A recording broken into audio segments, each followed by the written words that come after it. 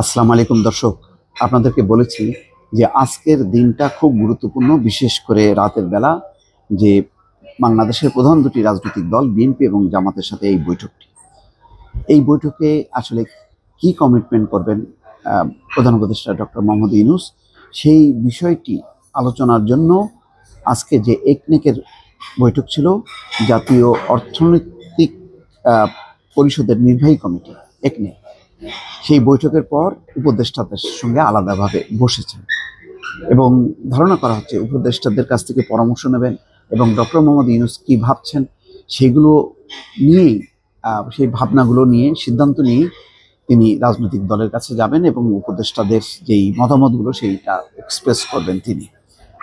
পরিস্থিতি এখন যা, সেটা ডক্টর মোহাম্মদ ইউনূসকে তার অবস্থান থেকে পিছিয়ে আসতে হবে। নির্বাচনের দিন বা সময় ঘোষণা করতে হবে, রোডম্যাপ, এটা খুব গুরুত্বপূর্ণ। এবং এনসিপিও আজকে ইঙ্গিত দিয়েছে যে তারাও নির্বাচনের রোডম্যাপ চাই, পাশাপাশি বিচার এবং সংস্কারের ব্যাপারেও রোডম্যাপ চাই। যাই হোক, মোট কথা নির্বাচনের সময়টা নির্দিষ্ট করতে হবে। সেনাবাহিনী বলেছে ডিসেম্বর, বিএনপি বলেছে ডিসেম্বর। ধারণা করা যায় এটা ডিসেম্বর না হয়ে হয়তো জানুয়ারি হবে। এতে ডক্টর মোহাম্মদ ইউনূস কিছুটা মুখ রক্ষা করার চেষ্টা করবেন। এবং দুপুর 12:20 দিকে রাজধানী শেরেবাংলা নগরে এনইসি সম্মেলন কক্ষে উপদেষ্টা পরিষদের এই বৈঠক শুরু হয়। প্রধান উপদেষ্টা ডক্টর মোহাম্মদ ইউনূসের সভাপতিত্বে বৈঠকে 19 জন উপদেষ্টা উপস্থিত রয়েছেন। এর আগে এনইসি সম্মেলন কক্ষে বেলা 11টায় জাতীয় অর্থনৈতিক পরিষদের নির্বাহী কমিটির অর্থাৎ একনেকের সভা শুরু হয়। দুপুর 12:15 দিকে একনেক শেষ হয়। বৈঠকে 10টি প্রকল্প অনুমোদন দেওয়া হয়, কিন্তু তারপরই বৈঠক শেষে একে একে মন্ত্রী পরিষদ সচিব, অন্যান্য সচিবরা বের হয়ে যায় এবং তারপরেই শুরু হয় উপদেষ্টাদেরকে নিয়ে আলাদা বিশেষ বৈঠক। এবং বোঝাই যাচ্ছে যে এখন যে পরিস্থিতি, যেখানে বিএনপি সরাসরি বলেছে যে তারা যদি নির্বাচনের রোডম্যাপ ঘোষণা করা না হয় তাহলে তারা সরকারকে অসহযোগিতা করবে।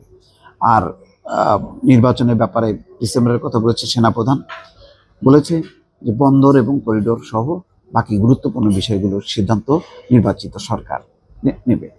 এবং জামাত ইসলামও এই ব্যাপারে একই কথা বলেছে। এবং জামাত ইসলাম আজকে গুরুত্বপূর্ণভাবে আলাদাভাবে বলেছে যে সেনাবাহিনীকে নিয়ে যাতে কোনো রকম অপপ্রচার চালানো না হয়, যেটা দেশে বিদেশে চলছে, সেটা সেনাবাহিনীর ভাবমূর্তি ক্ষুণ্ণ হবে, এতে দেশের জাতীয় নিরাপত্তার মুখে হচ্ছে। সব মিলায় পরিস্থিতি যেদিকে যাচ্ছে, যে সেখানে ডক্টর মোহাম্মদ ইউনূস তার অবস্থান থেকে পিছিয়ে এসে হয়তো ধারণা করা হচ্ছে যে সবাই বলছেন যে না, পদত্যাগ আপনার সমাধান না, সমাধানটা হচ্ছে সবকিছু নির্দিষ্ট করতে হবে, নির্বাচনের রোডম্যাপ নির্দিষ্ট করতে হবে, সংস্কারের রোডম্যাপ নির্দিষ্ট করতে হবে। এই দুটি রোডম্যাপ নির্দিষ্ট করেই আপনাকে বলতে হবে যে কবে নির্বাচিত সরকার আসবে।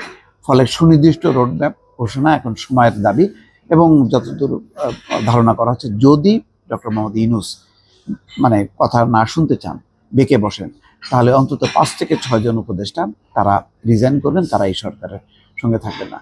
ফলে আজকের এই উপদেষ্টা পরিষদের একনেকের যে নিয়মিত বৈঠকের পর যে অনির্ধারিত বৈঠক হচ্ছে, সেই বৈঠকটাও গুরুত্বপূর্ণ। এই বৈঠকের সরকার যদি একাট্টা থাকে তাহলে, এবং ওই সিদ্ধান্তগুলো, যে সিদ্ধান্ত নির্বাচনের পক্ষে যাবে, তাহলে হয়তো রাজনৈতিক দলের সাথে আলোচনা খুব দ্রুতই শেষ হবে এবং একটা সমাধানের দিকে যাবে, তেমনটাই ধারণা করা হচ্ছে। যদি 9টায় হয় তাহলে দর্শক, আজকেই এই সরকারের সমাপ্তি, অর্থাৎ ডক্টর মোহাম্মদ ইউনূস জাতির উদ্দেশ্যে ভাষণ দিয়ে তার অধ্যায়, আপাতত এই অধ্যায় শেষ করবে।